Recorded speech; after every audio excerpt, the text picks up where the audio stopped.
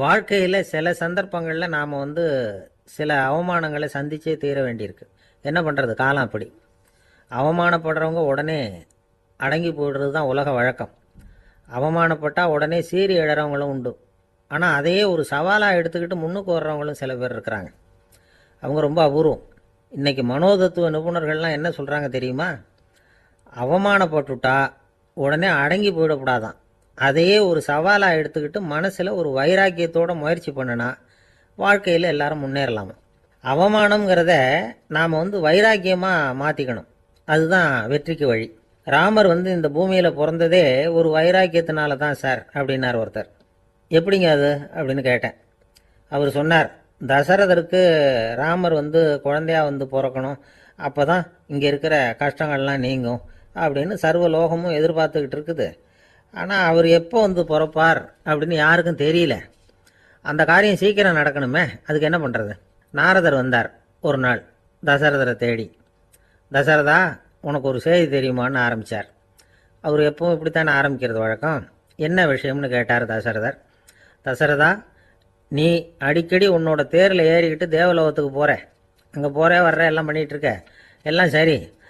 தேவலோகத்துலேயும் உன்னை நல்லபடியாக தான் வரவேற்கிறாங்க. தேவேந்திரன் உன்னை பிரியமாக அழைச்சிட்டு போய் தன்னுடைய அரியாசனத்திலேயே தனக்கு பக்கத்திலேயே உட்கார வைக்கிறான். நீயும் சந்தோஷமாக உட்காந்து பேசிவிட்டு வந்துடுற. ஆனால் நீ இங்கே வந்ததுக்கு அப்புறம் அங்கே என்ன நடக்குது தெரியுமா உனக்கு அப்படின்னாரான் நாரதர். என்ன நடக்குது எனக்கு ஒன்றும் தெரியலையே அப்படின்னாரான் தசரதர். நாரதர்கிட்ட கிட்டத்தில் கேட்டிருக்கார், கொஞ்சம் சொல்லுங்கள் என்னது அப்படின்னு. அவர் ஒரு நெருங்கி வந்தாரான் நாரதரும். மெதுவாக அவர் காதோட காதாக சொன்னாராம். அதாவது நம்ம பாஷையில் சொல்லப்போனால் பற்ற வைக்கிறார். நீ அங்கே தேவேந்திரங்கிட்ட உட்காந்து பேசிவிட்டு வந்த பிறகு நீ அங்கே உட்காந்துருந்த அரியாசனத்தை தண்ணி ஊற்றி கழுவி சுத்தப்படுத்துகிறாங்க. நீ என்ன அந்த அளவுக்கு சுத்தம் இல்லாத ஆளா, தினம் குளிக்காமையாக இருக்கிற அப்படின்னாராம். தசரதருக்கு இது ரொம்ப அவமானமாக போயிட்டுது. அப்படியே செய்கிறாங்க அப்படின்னாராம். ஆமாம், நீ வேணும்னா நான் சொல்கிறது உண்மையா இல்லையா அப்படின்னு சோதனை பண்ணி பார்த்துக்கோ அப்படின்னாரான் நாரதர். உடனே தசரதர் இதுக்காகவே புறப்பட்டு தேவலோகம் போனார். அங்கே வழக்கம் போலவே இவரை கூப்பிட்டு உட்கார வச்சு பேசிக்கிட்டு இருந்தான் தேவேந்திரன். கொஞ்ச நேரம் பேசிக்கிட்டு இருந்துட்டு சரி நான் கிளம்புறேன்னு புறப்பட்டார். சரி, அவனும் வாசல் வரைக்கும் வழி அனுப்பி வச்சுட்டு உள்ளே போயிட்டான். தசரதர் வெளியில் கொஞ்ச நேரம் மறைஞ்சி இருந்துட்டு மெதுவாக உள்ளே எட்டி பார்த்தார் என்ன நடக்குதுன்னு. நாரதர் சொன்னது உண்மைதான். தசரதர் உட்காந்துருந்த ஆசனத்தை அங்கே 2 தேவர்கள் கழுவி சுத்தப்படுத்திக்கிட்டு இருக்கிறாங்க. தசரதரால் இதை தாங்கிக்க முடியல. அவருக்கு ரொம்ப அவமானமாக போச்சு. நேராக கிடுகிடுன்னு தேவேந்திரங்கிட்டே போனார். நான் உட்காந்துருந்த இருக்கையே சுத்தம் பண்ணுறியே, நான் என்ன அந்த அளவுக்கு பாவியா அப்படின்னு கேட்டார். ரொம்ப கோபமாக கேட்டார். தசரதரே, மனுஷனுக்கு 3 கடன்கள் உண்டு. தேவ கடன், ரிஷி கடன், பித்ரு கடன். இதை தீர்க்காதவன் பாவியாகிறான். இதில் மகனை பெறுவதால் தான் பித்ரு கடன் தீரும். உனக்கு மகன் கிடையாது, அதனால் நீ பாவியாகிற. பாவி உட்காந்துருந்த இடம்ங்கிறதுனால அதை சுத்தம் செய்ய வேண்டியது எங்கள் கடமை அப்படின்னு நானும் தேவேந்திரன். இந்த இடத்துல தசரதருக்கு ஏற்பட்ட அவமானம் ஒரு வைராக்கியமாக மாறிச்சு. தேவேந்திரனே கேட்டுக்கோ, ஒரு மகனை பெற்ற பிறகு தான் இந்த சபையில் மறுபடியும் அடி எடுத்து வைப்பேன் அப்படின்னு சொல்லிவிட்டு போயிட்டாரான். போய் புத்திர காமேஷ்டி யாகம் பண்ணார். புத்திரர்கள் பிறந்தார்கள்.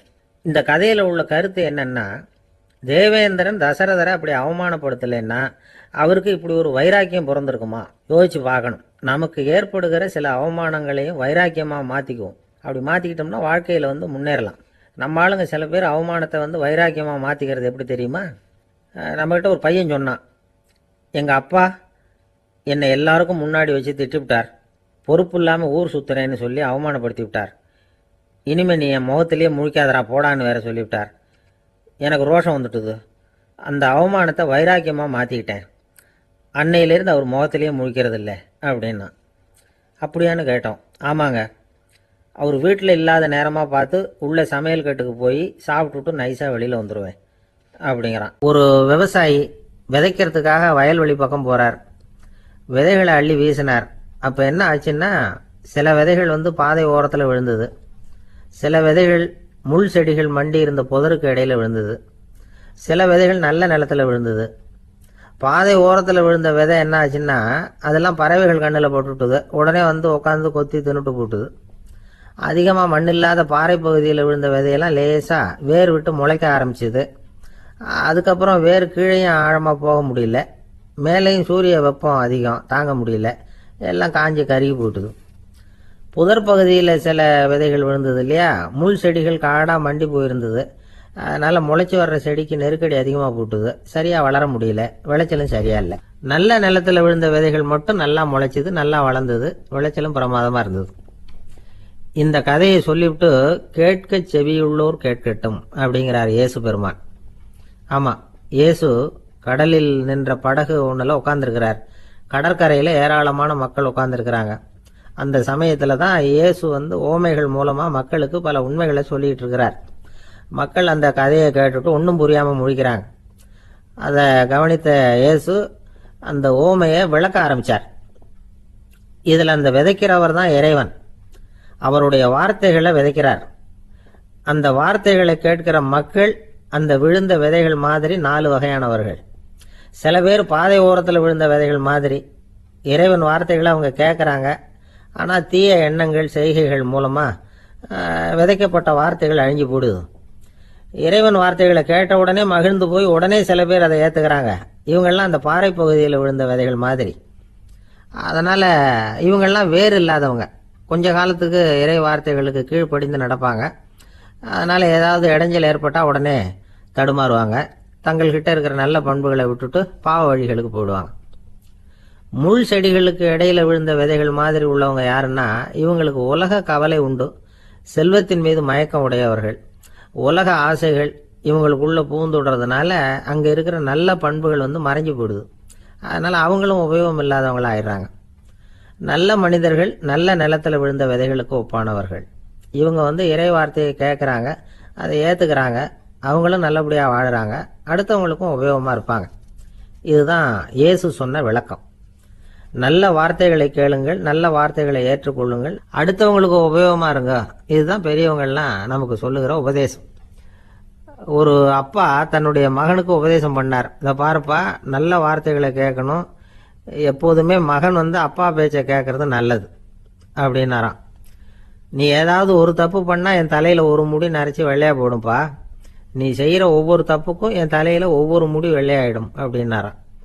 பையன் யோசிச்சான், அப்பா இப்போதான் எனக்கு புரியுது, தாத்தாவோட தலைமுடி பூராவும் வெள்ளையா இருக்கிறதுக்கு என்ன காரணம்ங்கிறது எனக்கு இப்போதான் புரியுது அப்படின்னா.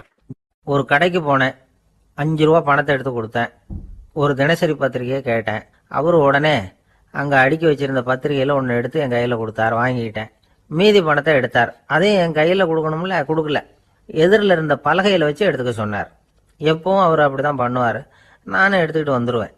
இவர் ஏன் இப்படி பண்ணுறாருங்கிறது எனக்கு ரொம்ப நாளாக ஒரு சந்தேகம். ஒரு நாள் அவர்கிட்டயே அதை கேட்டுவிட்டேன், ஏங்க நீங்கள் உங்கள் கடைக்கு பொருள்கள் வாங்குறவங்களுக்கு நீங்கள் பாக்கி சில்லறையை கொடுக்குறப்போ பலகையில் வச்சு விட்றீங்க, கையில் கொடுக்க மாட்டேங்கிறீங்களே, ஏன் அப்படின்னு கேட்டேன். காசை கையில் கொடுத்தா நம்மக்கிட்ட இருக்கிற லட்சுமி போயிடுவா சார் அப்படின்னார். அதாவது பணம் செலவாயிடும் அப்படின்னு அர்த்தமா. இன்னொரு நண்பர், அவர் ஒரு நாள் வழக்கத்துக்கு மாறா ரொம்ப சோகமாக உட்காந்துருக்கிறார். ஏங்க என்னாச்சு, ஏன் இப்படி கப்பலே கவிழ்ந்தது மாதிரி உட்காந்துருக்குறீங்க அப்படின்னு கேட்டேன். கப்பலே கவிழ்ந்திருந்தா கூட நான் இப்படி கவலைப்பட மாட்டேன் சார், வேற ஒன்று நடந்து போச்சுன்னார். என்னன்னு கேட்டேன். என் உச்சந்தலையில் பள்ளி ஒன்று விழுந்துட்டுதுன்னார். அதுக்காகவா இப்படி அப்படின்னு ஆச்சரியப்பட்டேன்.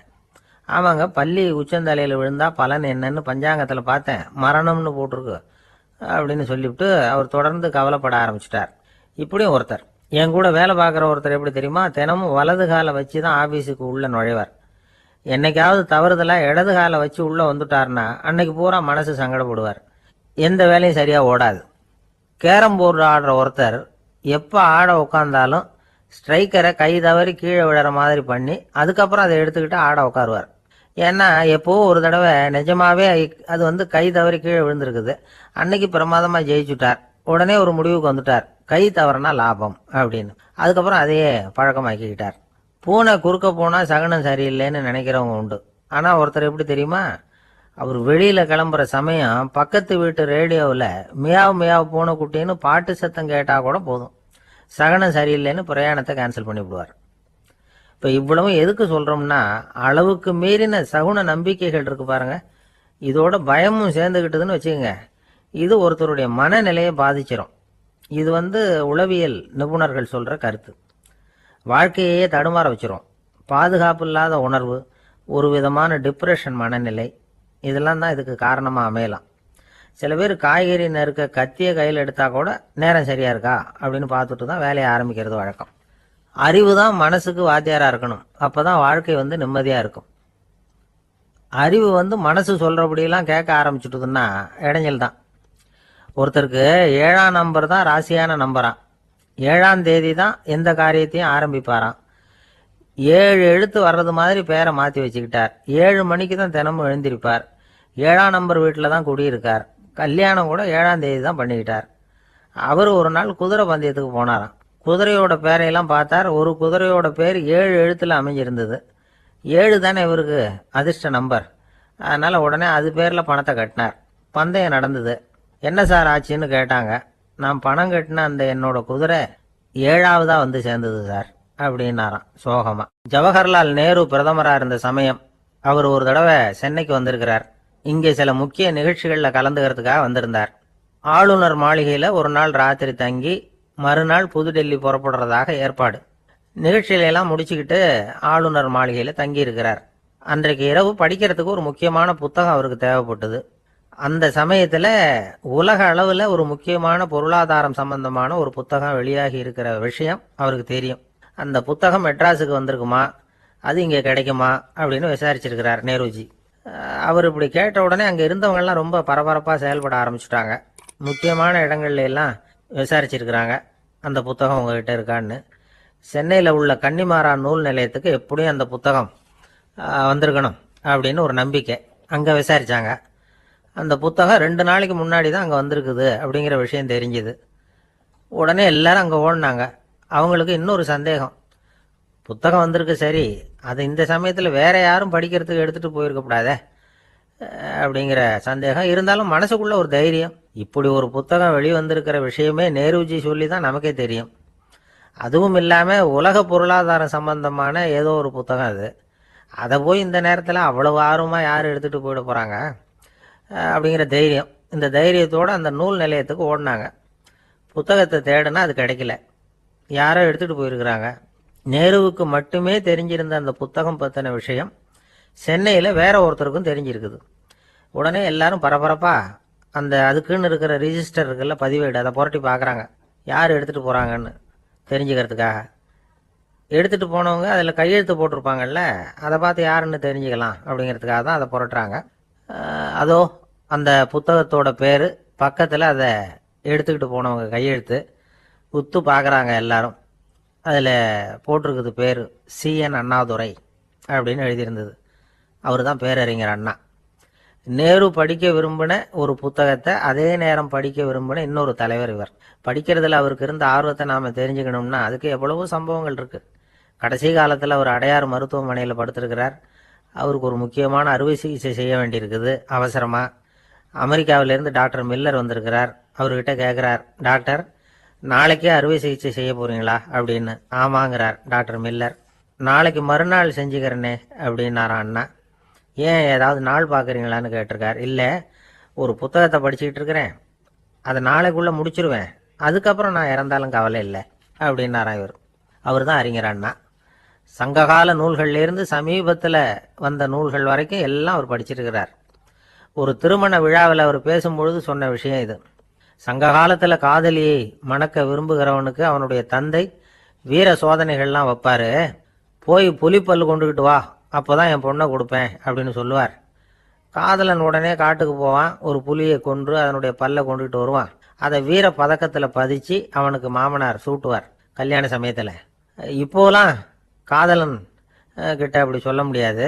இப்போலாம் காதலன் கிட்ட காட்டுக்கு போய் புலிப்பல் கொண்டுகிட்டு வான்னு யாராவது சொன்னால் புலி தான் மாப்பிள்ளையா வந்து சேரும் அப்படின்னா. ஒரு ஊரில் ஒரு ஆள் இருந்தான். நிறைய பணம் சேர்த்தான். அவனுக்கு சம்பாதிக்க தெரியுமே தவிர செலவு பண்ண தெரியாது. மகா கஞ்சன். காசை கையில் எடுக்கவே மாட்டான். எடுத்தா செலவு செய்ய வேண்டியிருக்குமே. அதனால இப்படியே அவன் காலத்தை ஓட்டி விட்டான். வயசாயிட்டது. அவனுடைய மனைவி ஒரு நாள் கேட்டாங்க, இவ்வளவு நாளா நீங்க என்ன எங்கேயுமே அழைச்சிட்டு போனதில்லை, இப்போவாவது அழைச்சிட்டு போக கூடாதா அப்படின்னாங்க. எங்க போகணும் சொல்லுன்னா. காசிக்கு போகணும், கங்கையில குளிக்கணும்னாங்க.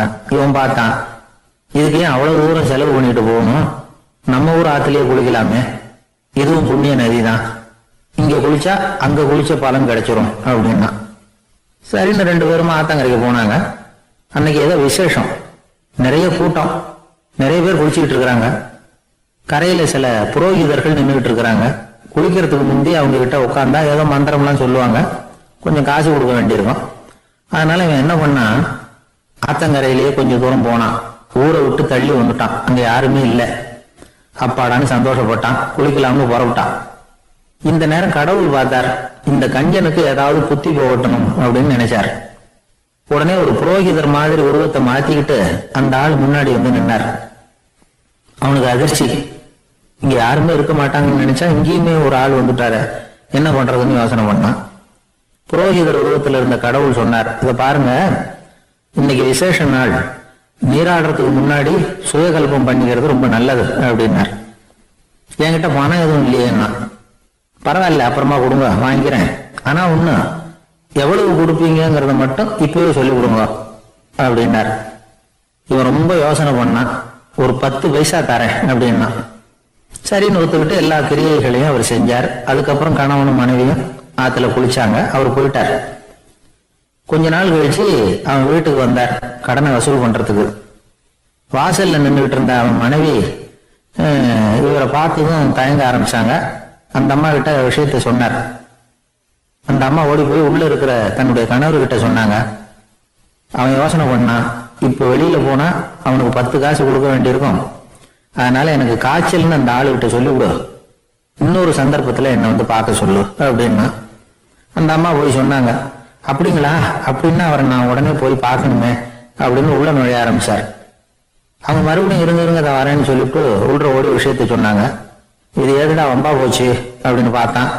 மனைவி கிட்டத்துல கூப்பிட்டான், இந்த பாரு, ஜன்னி கண்டு நான் இறந்து போயிட்டதா சொல்லிவிடு அப்படின்னா சொன்னாங்க. புரோகிதர் பார்த்தார். அப்படின்னா ஒரு வழியா இருந்து அவருடைய இறுதி சடங்குகளையும் நானே முடிச்சுட்டு போயிடுறேன் அப்படின்னார். உள்ள இருந்தவன் யோசனை பண்ணான், அந்த ஆடு என்ன விடமாட்டான் போல இருக்கு, அதனால ஒரு சவப்பெட்டியில என்னை வச்சு தூக்கிக்கிட்டு மயானத்துக்கு போங்க, பாத்துக்கலாம் அப்படின்னா. புரோகிதரும் விடுற மாதிரி இல்ல, கூடவே நடந்து போயிட்டு இருக்கிறார். அங்க இறக்கி சடங்குகளை முடிச்சுட்டு தீ வைக்கிற நேரம் பொட்டிக்குள்ள இருந்த நம்மால அலறி அடிச்சுட்டு வெளியில ஓடி வந்தான். புரோகிதர் உருவத்துல இருந்த கடவுள் சிரிச்சார், தன்னுடைய சுய உருவத்தை காட்டினார். அதுக்கப்புறம் அவனை கூப்பிட்டு, இத பாருப்பா, ஏன் இப்படி அல்லாடுற, ஏதாவது வர வேணும்னா கேள் தரேன் அப்படின்னார். அவன் யோசனை பண்ணான், பகவானே, ஒரே ஒரு வரம் தான் உங்ககிட்ட கேட்கணும்னா என்ன வேணும் கேளுன்னார். அந்த 10 பைசா தட்சணையை தள்ளுபடி பண்ணா போதும் அப்படின்னா. கடவுளும் சரின்னு சொல்லிட்டு போயிட்டார். இப்படி ஒரு கதையை சுவாமி சிவானந்தர் சொல்லியிருக்கிறார். செல்வந்தர்கள் பல பேர் இப்படித்தான் இருக்கிறாங்க, தாங்களும் அனுபவிக்க மாட்டாங்க, அடுத்தவங்களுக்கும் கொடுக்க மாட்டாங்க. இது மாதிரியான கஞ்சர்களுக்கு இந்த உலகம் இல்லை, அந்த உலகம் இல்லைங்கிறார் அவர். இந்த கதையில கடவுள் கடன் வசூலுக்கு வந்தது மாதிரி நம்ம ஊர் ஆள் ஒருத்தன் இன்னொருத்தர்கிட்ட 10 பைசா கடன் கொடுத்துட்டான். திருப்பி வாங்கறதுக்கு நடையா நடக்கிறான். கடைசியா கேட்டான், நீ எப்பதான் கடனை திருப்பி தர போற, அதை முடிவா சொல்லுன்னா. வர்ற வியாழக்கிழமை கண்டிப்பா கொடுத்துருவேன் அப்படின்னு அவன். அன்னைக்கு நான் ஊர்ல இருக்க மாட்டேனே அப்படின்னு இவன். அதனால என்ன, நானும் தான் அன்னைக்கு ஊர்ல இருக்க மாட்டேன் அப்படின்னு. அவர் ஒரு பெரிய குடும்பத்துல பிறந்தவர். இருக்கிற சொத்துக்கள் எல்லாத்தையும் வாரி வாங்கிவிட்டு காட்டுக்கு புறப்பட்டார் தவம் செய்யறதுக்காக. இருந்தது ஊராவும் கொடுத்துட்டார், இனிமே எதுவுமே இல்லை கொடுக்கறதுக்கு. அப்போ கடைசியா ஒருத்தன் வந்து கையை நீட்டினானா, ஐயா ஏதாவது கொடுங்கன்னு இருக்கான். அவர் பார்த்தார், கட்டி இருக்கிற வேட்டியை தவிர வேற எதுவுமே இல்லை. 8 முழம் பட்டு வேட்டி, ஜரிகை கரையோட இருக்குது. கடைசியா அதை தான் எடுத்துக்கிட்டு அவர் புறப்பட்டு இருக்கார். அவர் பார்த்தார், எதிரில் அவன் பரிதாபமா நின்றுட்டு இருக்கிறான். அந்த 8 முழ வேட்டி 2ஆ கிழிச்சார். 4 முழத்தை அவங்ககிட்ட கொடுத்தாரு. மீதி 4 முழத்தை தன்னுடைய இடுப்புல கட்டிக்கிட்டு அவர் காட்டுக்கு போயிட்டார்.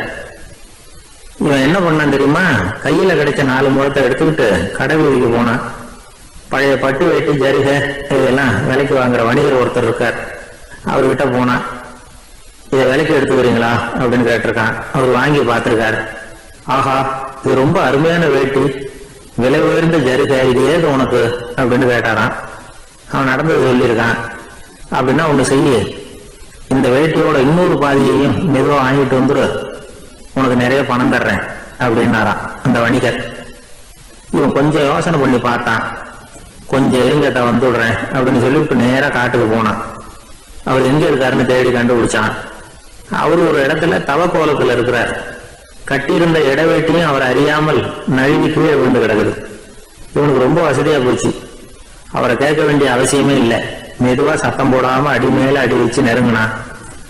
அவர் கண்ணை மூடிக்கிட்டு அவர் பாட்டு நின்றுட்டு இருக்கிறார். இவன் மெதுவா போய் கீழே கிடந்த அந்த துணியை எடுத்துக்கிட்டு சத்தம் போடாம திரும்பி நடந்தான். ஒரு 2-3 அடி எடுத்து வச்சிருப்பான்.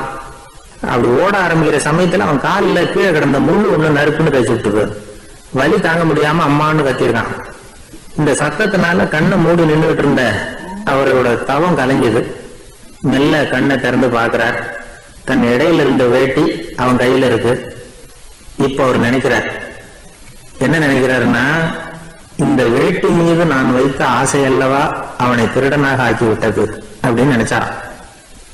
இந்த வேட்டி மேல நாம வச்ச ஆசை அவனை திருடும்படி ஆகிவிட்டது அப்படின்னு நினைச்சாராம். இது எப்பேற்பட்ட மனநிலை அப்படிங்கிறத கொஞ்சம் யோசனை பண்ணி பாருங்க. தான் ஒரு பொருள் மேல வச்ச பற்று இன்னொரு மனிதன் திருடனாக ஆகிறதுக்கு காரணம் ஆயிட்டுதுன்னு நினைக்கிறார். அப்படி நினைச்ச அந்த பெரியவர் யார் தெரியுமா? அவர் தான் மகாவீரர். இழந்துட்டேங்கிறிய, நீ என்னத்தை கொண்டுகிட்டு வந்த எங்க இழந்துடுறதுக்கு? நீ என்னத்தை உண்டாக்குன இது அழிஞ்சுட்டுதுன்னு சொல்றதுக்கு? இதுதான் அவருடைய சிந்தனை. இன்றைக்கு நம்ம சிந்தனை எல்லாம் வேற மாதிரி இருக்குது. ஒருத்தன் நடுத்தருவில் உட்காந்து அழுதுகிட்டு இருந்தான். அந்த வழியா வந்தவர் ஒருத்தர், ஏன்பா அழறேன்னு கேட்டாராம். 5 ரூபா சார், இந்த இடத்துல விழுந்துட்டுது, ரொம்ப நேரமா தேடுறேன், கிடைக்காது போல இருக்கு அப்படின்னு சொல்லிட்டு அழறான். எப்ப தொலைஞ்சதுன்னு கேட்டாராம் அவரு. அது எனக்கு தெரியாது சார், பணத்தை தொலைச்சவன் தேடி பார்த்துட்டு போயிட்டான், நான் அவனுக்கு பின்னாடி தேட வந்தவன் அப்படின்னு நானா. இவன் ஒரு ராஜா இருந்தார். நாடு பூராவும் நிறைய மரங்களை நட்டு வளர்க்கணுங்கிறது அவரோட ஆசை. தானே அதுக்கு முன்மாதிரியா இருக்கணும்னு நினைச்சார். அரண்மனையை சுத்தி மரங்களை நட்டு வளர்த்தார்.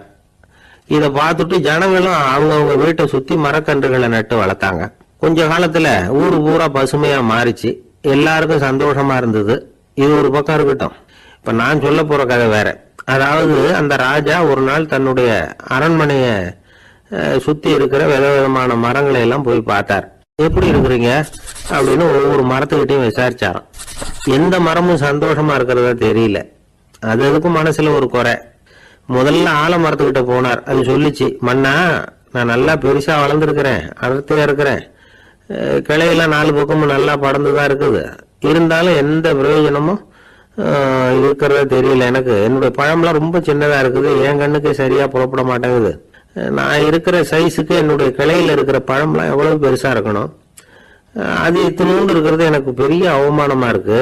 இப்படி இங்க நின்றுகிட்டு இருக்கிறதே ரொம்ப கூச்சமா இருக்கு. ஒரு நல்ல புயல் வந்ததுன்னா பேசாம சாஞ்சி விடலாமான்னு பாக்குறேன் அப்படின்னு புலம்புது ஆலமரம். சரி இருக்கட்டும்னு நினைச்சுக்கிட்டு ராஜா அடுத்தபடியா ஒரு அத்தி மரத்துக்கிட்ட போனார். அதுவும் புலம்ப ஆரம்பிச்சுட்டுது.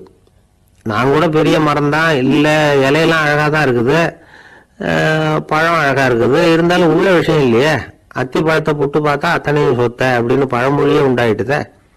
இப்படி ஒரு கெட்ட பேரோட நான் இருக்கணுமா அப்படின்னு புலம்புது அது.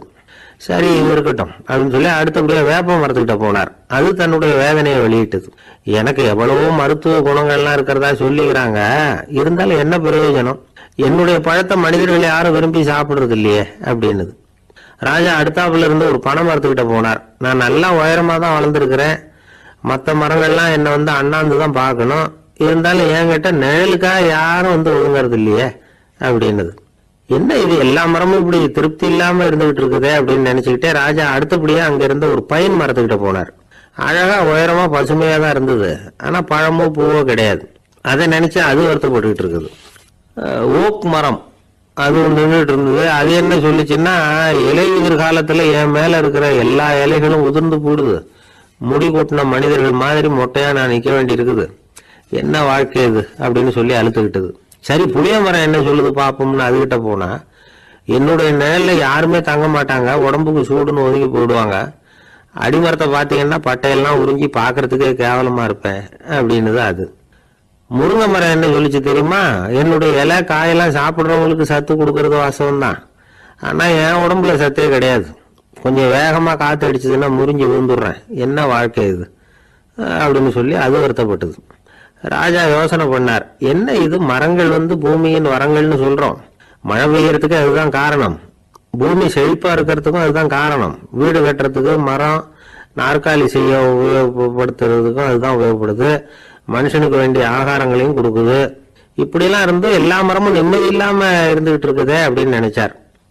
அப்போ அங்க இருந்து ஒரு மகிழ மரம் அவர் கண்ணுல பட்டது. அந்த மரம் மட்டும் கொஞ்சம் நிம்மதியா மகிழ்ச்சியா இருக்கிறது மாதிரி தெரிஞ்சுது. உடனே ராஜா அதுகிட்ட போனார். உனக்கு மனசுல எதுவும் குறை இல்லையான்னு கேட்டார். இல்ல, நான் சந்தோஷமா தான் இருக்கேன்னு அந்த மகிழ மரம். அப்படியான்னு ஆச்சரியமா கேட்டார் ராஜா. ஆமா மன்னா, இந்த இடத்துல நீங்க ஒரு முருங்கை மரத்தையோ வேப்ப மரத்தையோ கூட நட்டிருக்கலாம். ஆனா இந்த இடத்துல நடுறதுக்கு என்ன தேர்ந்தெடுத்திருக்கிறீங்க, அதுவே எனக்கு பெருமை, அதுவே எனக்கு திருப்தி அப்படின்னு தான் மகிழ மரம். மகிழ மரம் சாதாரணமா தான் இருக்கும், இளம் மஞ்சள் நிறத்துல பூக்கள், அது காய்ந்தும் மனம் வீசும். மகிழ மரம் மாதிரி மன திருப்தியோட வாழறதுக்கு நாம கத்துக்கணுமா. நாம இந்த உலகத்துல ஒரு நாயாவோ நரியாவோ கூட பிறந்திருக்கலாம், மனுஷனா பிறந்திருக்கிறோம், அதுவே பெருமை தானே. இந்த நிறைவு தான் மகிழ்ச்சியின் ரகசியம். ஒரு பையன் அப்பா கிட்ட போய், அப்பா நீங்க இந்த உலகத்துல ஒரு மனுஷனா பிறந்தது என்னோட அதிர்ஷ்டம் நானா. ஏண்டா அப்படி சொல்றேன்னு இருக்காரு அப்பா. நீங்க ஒரு கரடியா பிறந்திருந்தா இந்நேரம் நானும் ஒரு கரடி குட்டியா தானே இருந்திருப்பேன் அப்படின்னு நானா பையன். ராமகிருஷ்ணர் வாழ்ந்த காலத்துல நடந்த ஒரு நிகழ்ச்சி இது. அப்போ ஒரு ஓவியர் இருந்தாராம். அவருக்கு ஒரு ஆசை, ராமகிருஷ்ணர் படத்தை வரையணும், அதை அவர்கிட்டயே கொண்டுட்டு போய் காட்டி அபிப்பிராயம் கேட்கணும். இதுதான் அந்த ஓவியரின் ஆசை. உடனே ராமகிருஷ்ணர் படத்தை வரைஞ்சி முடிச்சார். அதை எடுத்துக்கிட்டு போனார். இவர் போன சமயம் அங்க ராமகிருஷ்ணர் சீடர்களோட உட்கார்ந்துருக்கிறார். விவேகானந்தர் அங்க இருக்கிறார். இந்த ஓவியர் கொண்டுகிட்டு போய் தான் வரைந்த ஓவியத்தை அவர்கிட்ட காட்டினார். ராமகிருஷ்ண பரமஹம்சரின் ஓவியத்தை ராமகிருஷ்ணர்கிட்டயே காட்டுறார். ராமகிருஷ்ணர் என்ன பண்ணார் தெரியுமா, அந்த படத்தை பார்த்தார். உடனே அது காலை தொட்டார். குருதேவருடைய இந்த செயல் சீடர்களுக்கு ரொம்ப வியப்பை உண்டு பண்ணிச்சு. சில பேர் மனசுக்குள்ளேயே ரொம்ப குழம்பி போக ஆரம்பிச்சுட்டாங்க, என்ன இப்படி பண்றாருன்னு. என்ன இது, இது அவரோட படம், அவரே அவரோட படத்தின் காலை தொடுறார் அப்படின்னு யோசிச்சாங்க. சில பேர் ஒன்றும் புரியாம ஒருத்தர் பார்த்து சிரிச்சுக்கிட்டாங்க. அந்த இடத்துல சீடர்கள் மட்டும் இல்ல, சீடர் அல்லாத பல பேர் இருந்தாங்க. தன்னுடைய காலை தானே தொடர இவருடைய செயல் பற்றி என்ன நினைக்கிறது அப்படின்னு அவங்களும் குழம்பி போய் நிக்கிறாங்க. அந்த படத்தை வரைஞ்சி அவர்கிட்ட காட்டின அந்த ஓவியருக்கும் அதிர்ச்சி. இருந்தாலும் அவர் சீடர் கிடையாது, அதனால கொஞ்சம் துணிச்சலை வர வச்சுக்கிட்டு கேட்டார், என்னங்க இது, என்னால என்னுடைய கண்களையே நம்ப முடியல, இது உங்க சொந்த உருவப்படம், நீங்க உங்க சொந்த கால்களையே தொடுறீங்க, இது எங்களுக்கு கொஞ்சம் சங்கடமா இருக்குதே அப்படின்னார். ராமகிருஷ்ணரின் கண்கள்ல ஆனந்த கண்ணீர் வழிஞ்சுதான். அவர் சொன்னாராம், இது என்னோட படம்ங்கிறது எனக்கு தெரியும், ஆனா இது என்னோட படம்ங்கிறதுனால நான் இதோட காலை தொடல, நீ என்னுடைய சமாதி நிலைய இந்த படத்துல படம் பிடிச்சி காட்டியிருக்கிற, அதனால அதோட காலை தொடறேன். சமாதி நிலையில யார் இருந்தாலும், அது என்னுடைய படமா இருந்தாலும் சரி அல்லது வேற யாருடைய படமா இருந்தாலும் சரி, படம் யாருதுங்கிறது முக்கியம் இல்லை. இதுல எது முக்கியம்னா அது தன்னை உணர்ந்த ஒரு உணர்நிலையின் படம். அப்படி இருக்கிறப்போ அதோட காலை நான் தொடணும். அதுக்கு நீங்க எல்லாரும் ஏன் சங்கடப்படுறீங்கன்னு எனக்கு தெரியல அப்படின்னாராம். இப்பதான் அங்க இருந்த சீடர்களுக்கும் மற்றவங்களுக்கும் விவரம் புரிஞ்சுதான். இதுக்கு முன்னாடி யாரும் செய்யாததை இவர் செஞ்சிருக்கிறார், ஆனா அவருடைய காரணம் ரொம்ப நியாயமானது அப்படிங்கிறத உணர்ந்தாங்களாம். இதுவரைக்கும் ஆன்மீகத்துல சமாதி நிலை, அதாவது தன்னை உணர்ந்த நிலை பற்றி புரிஞ்சுக்கிட்டோம். இல்லறத்துல ஏற்படக்கூடிய சமாதி நிலை பற்றி உங்களுக்கு தெரியுமா? ஒரு அம்மா டாக்டர் கிட்ட வந்து சொன்னாங்களாம், டாக்டர் என் வீட்டுக்காரருக்கு உடம்புல ஏதோ கோளாறுன்னு நினைக்கிறேன், நான் எவ்வளவு நேரம் பேசினாலும் காதல விழாத மாதிரி உட்கார்ந்துருக்கிறார் அப்படின்னு ஆகலாம். அதுக்கு அந்த டாக்டர் சொன்னாராம், அம்மா அது உடம்பு கோளாறு இல்ல, அது ஒரு பெரிய திறமை அப்படின்னாராம். தேசத்து மேலையும் தாய்மொழி பேர்லையும் செலுத்துற அன்புக்கு அபிமானம்னு பேரு, தேசாபிமானம்னு சொல்றமே இதுதான். ஒரு கணவன் மனைவி பேர்ல காட்டுற அன்புக்கு காதல்னு பேரு, கடவுள் பேர்ல செலுத்துற அன்புக்கு பக்தின்னு பேரு. இப்படி அன்புல பல ரகம் இருக்கிறப்போ அதுல உள்ள வித்தியாசம் தெரியாம இடம் மாத்தி அன்பு காட்டினா இடைஞ்சல் தான். சரி, இந்த அன்பை பத்தி விஞ்ஞானம் என்ன சொல்லுது தெரியுமா? இதயத்தை பாதுகாக்கிறதுக்கு முக்கியமா தேவைப்படுற ஒண்ணு இந்த அன்புதான்னு சொல்லுது. நெதர்லாந்து விஞ்ஞானிகள் இது ஆராய்ச்சி பண்ணியே கண்டுபிடிச்சிருக்கிறாங்க. கொஞ்சம் முயல் குட்டிகளை 2 பிரிவா பிரிச்சாங்க. 2 குரூப்புக்கும் கொழுப்பு அதிகமா உள்ள ஆகாரத்தையே கொடுத்துட்டு வந்தாங்க. ஆனா ஒரு குரூப்புக்கு வெறுமன ஆகாரத்தை கொடுத்ததோட சரி, இன்னொரு குரூப் முயல்களுக்கு ஆகாரம் கொடுத்ததோட நிறுத்திக்கல. அதுக்கு முன்னாடி கூண்டுகளை திறந்து விட்டு முயல்களை கொஞ்ச நேரம் எடுத்து கொஞ்சி விட்டு அதுக்கப்புறமா ஆகாரம் கொடுத்தாராம் ஆராய்ச்சியாளர். இந்த குரூப்புக்கு இதய பாதிப்பு 60% குறைச்சலா இருந்ததுதான். சில நோயாளிகளுக்கு ஹார்ட் அட்டாக் வந்தாலும் அதை தாங்கிக்கிட்டு குணமாகிற சக்தி அதிகமா இருக்குது. இது எப்படின்னு ஆராய்ச்சி பண்ணி பார்த்திருக்கிறாங்க. அவங்க எல்லாம் மனைவி தன் பேர்ல ரொம்ப அன்பா இருக்கிறதாக நினைக்கிறவங்களா இருக்கிறாங்களாம். இதய நோயாளிகள் பல பேரை சந்திச்சு இதய நோய் ஏற்பட என்ன காரணம்னு கேட்டிருக்கிறாங்க. அவங்க சொன்ன காரணம்லாம் சாப்பாடு சம்பந்தமா இல்லையா, மனைவி அன்பா இல்ல, இப்படிப்பட்ட காரணத்தை தான் சொல்றாங்களாம். அதனால இதயத்தை பாதுகாக்கணும்னு நினைக்கிறவங்க அடுத்தவங்க அன்பா இருக்கிறது மாதிரி பாத்துக்கோங்க, அதுதான் முக்கியம். ஒருத்தர் முகம் பூரா பிளாஸ்டரி போட்டுட்டு வந்தார், ரொம்ப கோபமா. என்னங்க ஆச்சுன்னு விசாரிச்சேன். எல்லாம் உங்களாலதான் சார்னார். விவரமா சொல்லுங்களேன். என்ன உங்க தகவலை கேட்டுட்டு ஒரு பூனைக்குட்டிய கையில எடுத்தேன், அன்பா அதை தடவி கொடுக்கறதுக்காக. ஆனா அது முந்திக்கிட்டது, அது என் முகத்தை தடவி கொடுத்துட்டது.